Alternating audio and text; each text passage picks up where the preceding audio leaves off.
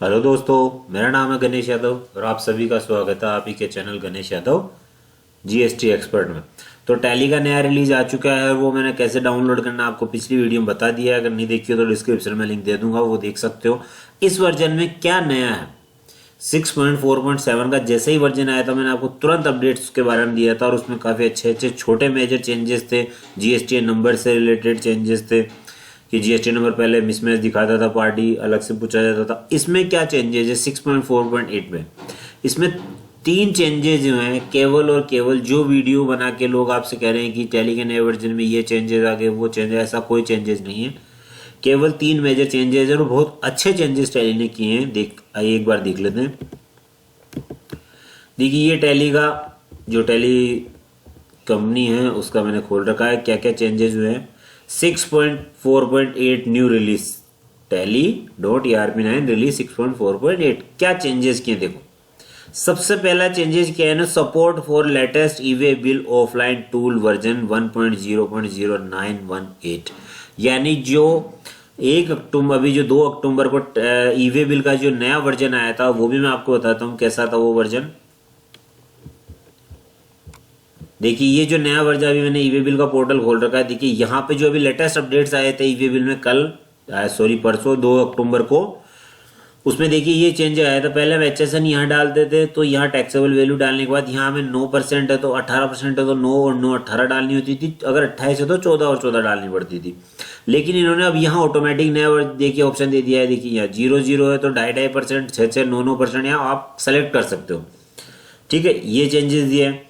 और ये सेस और एडिशनल का ये दोनों चेंजेस तो टैली ने भी अपने वर्जन में यही चेंजेस किए हैं। देखिए जिसकी मैं बात कर रहा हूं तो टैली ने भी अपने यही चेंजेस देखो। पहला जो चेंजेस इन्होंने कहा है कि ईवे बिल के पोर्टल पे जो चेंजेस हुए हैं वो हमने किए हैं।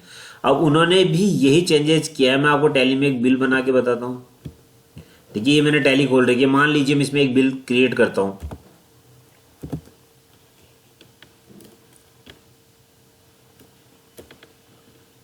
एक बार इसका डेट बढ़ा लेता हूँ। ठीक है, हम एक बिल क्रिएट करते हैं इसमें और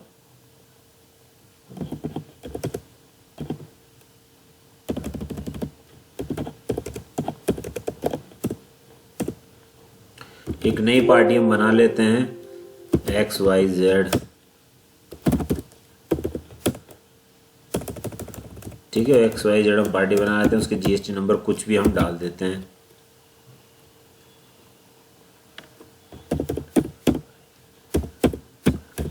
ठीक है, तो जब हम उसका कोई आइटम जैसे मान लीजिए हम उसको कुछ बोल्ट वोल्ट बेच रहे हैं,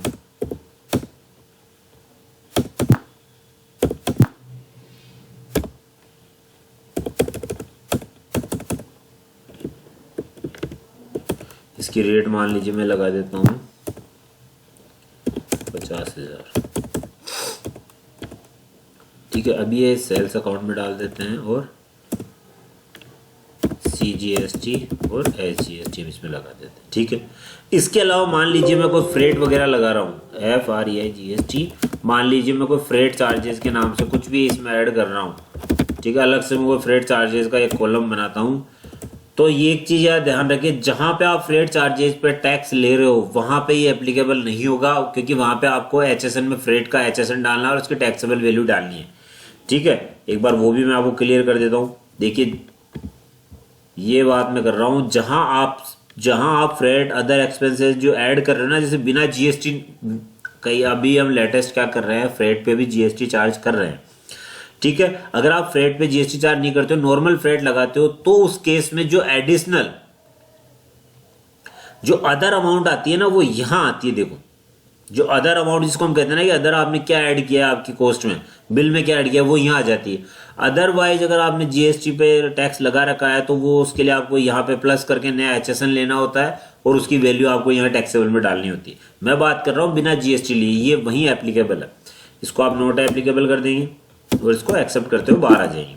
अब मान लीजिए मैंने यहाँ पे कोई 900 रुपये लगा दिए। ठीक है, अब ईवे बिल में वो 900 रुपये कैसे दिखेंगे? ये ईवे बिल में 900 रुपये अब ये कहीं दिखेंगे नहीं। तो इसकी ये जो 900 रुपये की मेरी टैक्सेबल वैल्यू तो ये शो करेगी प्लस टैक्स ये शो करेगा। अगर हम बात करें कि मान लीजिए मैंने यहाँ पे HSR डाल दिया, कुछ भी यहाँ पे मिलेगा नहीं क्योंकि पार्टी का नाम मैंने डाले नहीं है। मान लीजिए मैंने वो टैक्सेबल वैल्यू यहाँ डाल दी, ठीक है। अब यहाँ मैं ऑटोमेटिकली 9% ले लूंगा।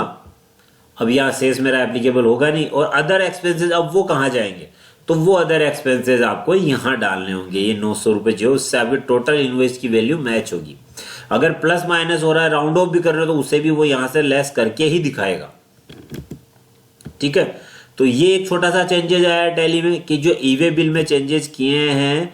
आप जैसे टैली से एक्सपोर्ट करोगे, आप टैली से अगर कोई बिल भी एक्सपोर्ट करोगे, जो मैंने एक्सपोर्ट करना बता दिया था पहले वाली वीडियो में ही, पहले मैंने एक्सपोर्ट टैली से कैसे बिल बनाते हैं वो मेरी आप वीडियो देख सकते हो, ठीक है। आपको क्या करना है, आप दोबारा जैसे जैसे फाइल एक्सपोर्ट करोगे ई वे बिल में, ये वहां टोटल जो आपको उठा के अमाउंट डालते हैं वो यहाँ पे ऑटोमेटिकली ये अदर एक्सपेंसेस यहाँ आते हैं और बाकी सेम एज इट इज आ जाते हैं। बस ये जो चेंजेस किया है ना इस पोर्टल पे, नो प्लस, ये ऑटोमेटिक टैली पे आपका चेंजेस हो जाएगा। तो एक छोटा सा चेंज इन्होंने ये किया है। इसके बाद दूसरा चेंजेस इन्होंने क्या किया है वो देख लेते हैं। देखिए दूसरा चेंजेस है सपोर्ट फॉर लेटेस्ट GSTR4। जो कंपोजिशन डीलर्स होते हैं वो GSTR4 GSTR4 रिटर्न फाइल करते हैं, उनके लिए भी जब हम एक्सपोर्ट करते हैं रिटर्न, जैसे हम नॉर्मली GSTR3 भी रिटर्न एक्सपोर्ट करते हैं, हम लोग नॉर्मली GSTR3 भी अगर हम रिपोर्ट एक्सपोर्ट करते हैं, देखिए किस तरह से, ये 3 भी मान लीजिए मैंने खोल रखी है, तो हम यहाँ से एक्सपोर्ट रिटर्न जैसे ही करते हैं तो देखिए ये आ गया ना, company GST number not provide, ये तो चलिए मेरे ऐसे आ रहा है। अगर मान लेते हैं हम लोग यहाँ जैसे एक्सपोर्ट करते हैं, ठीक है, एक्सपोर्ट अगर हम करेंगे तो यहां से हम एक्सपोर्ट करते हैं तो नॉर्मली 3 भी एक्सपोर्ट हो जाता है, लेकिन GSTR4 में नॉर्मली प्रॉब्लम आ रही थी, उसे इन्होंने सॉल्व कर दिया। अब GSTR4 भी जेसन के रूप में एक्सपोर्ट हो जाएगी। ये एक छोटा सा चेंज किया है। और इसके अलावा you can now capture zero rated supply in the return. जो कंपोजिशन डीलर्स है वो, या जो जीरो रेटेड जो सप्लाई होती है ना, वो आपको अलग से दिख जाती है उस वाले केस में। नॉर्मली हमारे जीरो रेटेड में, खुद एक एक्सपोर्ट कंपनी में काम करता हूँ, तो वहां पे मैं 3B में ऑटोमेटिकली शो होती है। तो ये GSTR4 यानी जो कंपोजिशन डीलर्स है उसके लिए। इसके अलावा कोई नया चेंजेस नहीं है मेरे दोस्तों, सिर्फ 3 चेंजेस थे। पहला ई वे बिल जो नया चेंज हुआ है उसके अकॉर्डिंग टैली को थोड़ा सा चेंज किया। आप जैसे फाइल वैसे एक्सपोर्ट करो जैसे करते आ रहे हो, ठीक है। जो अदर एक्सपेंसेस वो ऑटोमेटिकली वहां दिख जाएगा। हम टैली से जैसे एक ई वे बिल एक्सपोर्ट करते हैं तो ऑटोमेटिक वहां जो चेंजेस होगा वो ऑटोमेटिक हो जाएगा। और GSTR4 ये ही चेंजेस, इसके अलावा कोई चेंजेस नहीं है, कोई नई ऐसी कोई चीज नहीं है। पर हाँ एक चेंजेस है टैली का, हम लोग शुरू से ही बहुत धन्यवाद देते हैं क्योंकि टैली लेटेस्ट वर्जन अपडेट करके लाती है। क्योंकि अभी 2 अक्टूबर को ई वे बिल आया और देखिए 5 अक्टूबर आज टैली ने अपना नया रिलीज दे दिया है। तो टैली बहुत अच्छे से काम कर रहे हैं और बहुत अच्छे से नए वर्जन ये लाते रहते हैं। तो इसमें ऐसा कोई खास चेंजेस है नहीं, मतलब नॉर्मली ये चेंज हुआ है जो अच्छा हुआ है। तो अगर ये वीडियो अच्छी लगी हो तो मेरे चैनल को सब्सक्राइब करें। और दोस्तों मेरी एक रिक्वेस्ट जरूर है कि मेरे इस वीडियो को इतने लाइक्स हो कि मैं मोटिवेट हूँ लेटेस्ट से लेटेस्ट अपडेट्स लाने के लिए आप लोगों के लिए। वैसे मैं लेते आ रहा हूँ, आगे भी लाऊंगा। रिक्वेस्ट है कि मेरे चैनल को लाइक जरूर कर दीजिए सर। वीडियो को लाइक करने में सिर्फ 1 आधा सेकंड लगता है। सब्सक्राइब आप करें, आपकी इच्छा हो, आपको अगर लेटेस्ट वर्जन्स देखने हो तो मेरे चैनल को सब्सक्राइब करें। और जिन लोगों ने कर रखा है बहुत बहुत धन्यवाद। पर वीडियो को लाइक करना ना भूलें मेरे दोस्तों। मुझे इस वीडियो पे कम से कम आप लोगों का सपोर्ट चाहिए और कम से कम मुझे 1000 से 1500 लाइक्स इस वीडियो पे चाहिए। तो थैंक यू दोस्तों, थैंक यू वेरी मच।